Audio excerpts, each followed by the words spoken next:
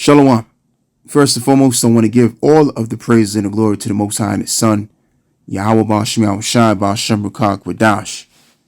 Double honors to the apostles of the great millstone that taught us this truth, and as well as the bishops on down. Yahweh Ba'ashem Yahushai Barakatham to all of the elect of the 144,000, and as well as including the 1/3. And it's your brother Laban. And I just want to bring this information out because I forgot to bring it out during the live that we did. And I guess it wasn't really the time for it to be brought out, as it is written that there's a time and a season under the sun. So I guess now is the time to bring it out. And this can be turned into a lesson as well. So anyway, let's get into it. Solomon's Empire and Trade Routes, 960 BCE. And we don't know if this is an exact date because we know that various scholars have their differences of dates when Solomon was on the scene and doing what he was doing. Anyway, go as far as to read. Solomon became ruler 967 BCE of an empire that stretched from the river Euphrates to Egypt in the south. Solomon had great wealth and controlled the trade routes on all his borders, enabling him to tax all movement of goods. Wow. He welcomed the South Arabian Queen of Sheba to Jerusalem, and who came on camels bearing spices.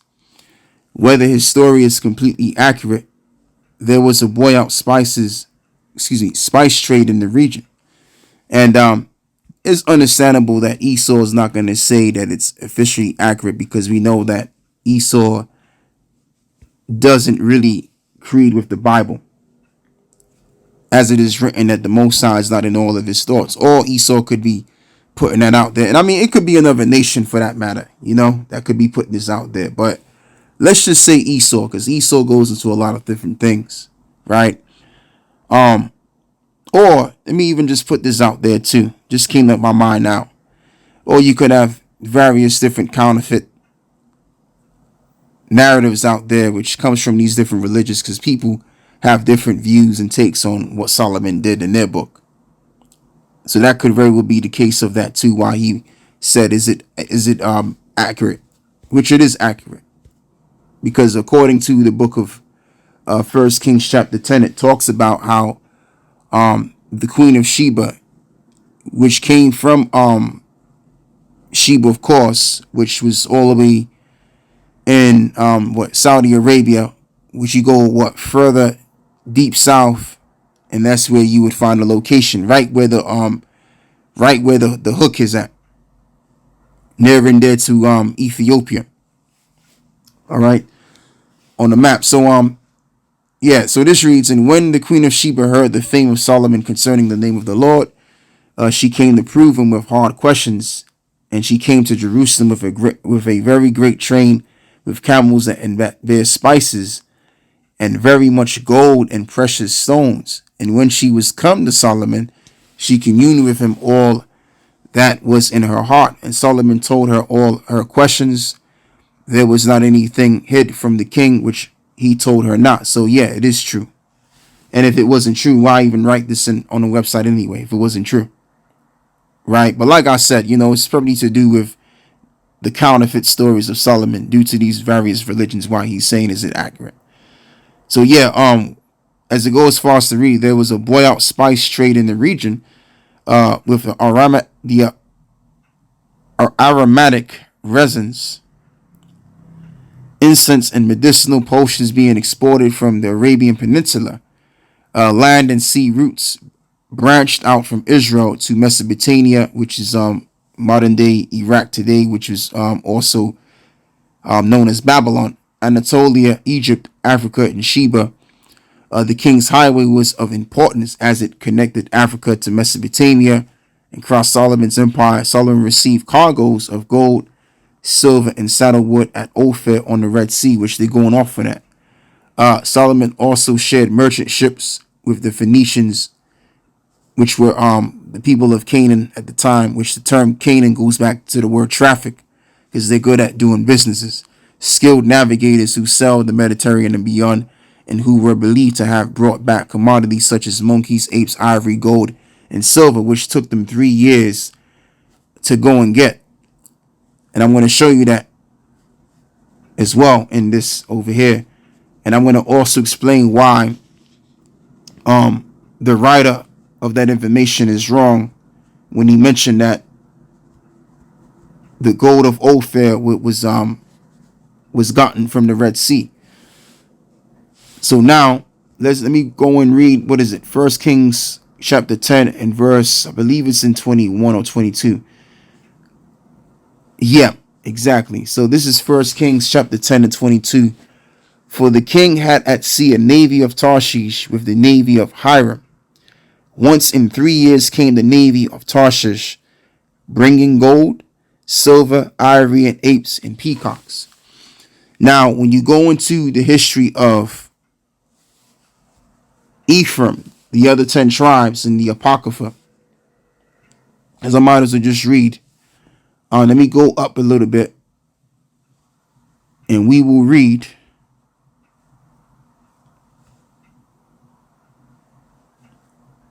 We'll begin by reading verse 39.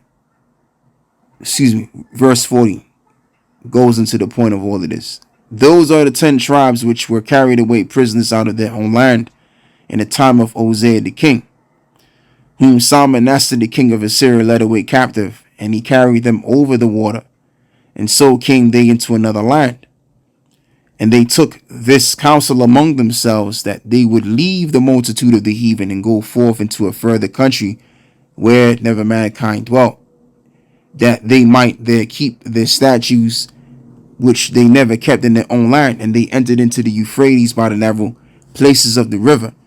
For the Most High then showed signs for them and held still the flood until they were passed over.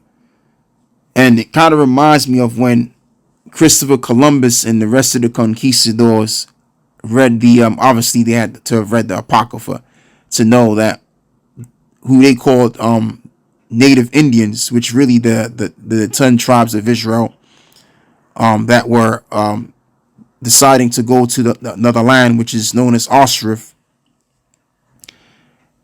So what they decided to do, they decided to go and venture off to that area. And they saw this big bright light.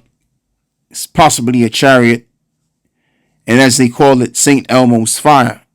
So again, even when Esau went to go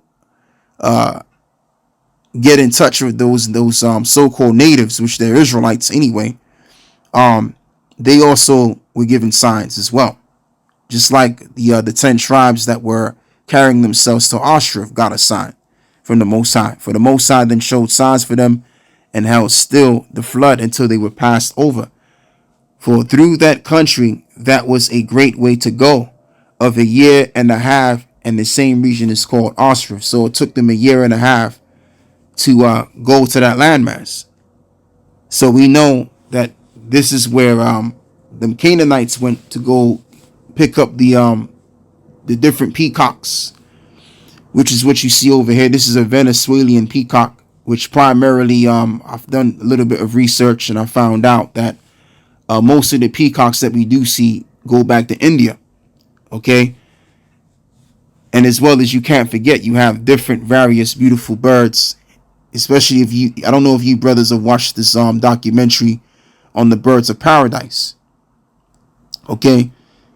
Especially in where Japheth is located at. You got them beautiful birds, but as well as you have beautiful birds that are just the light to the eye to look at. Is also in South America too.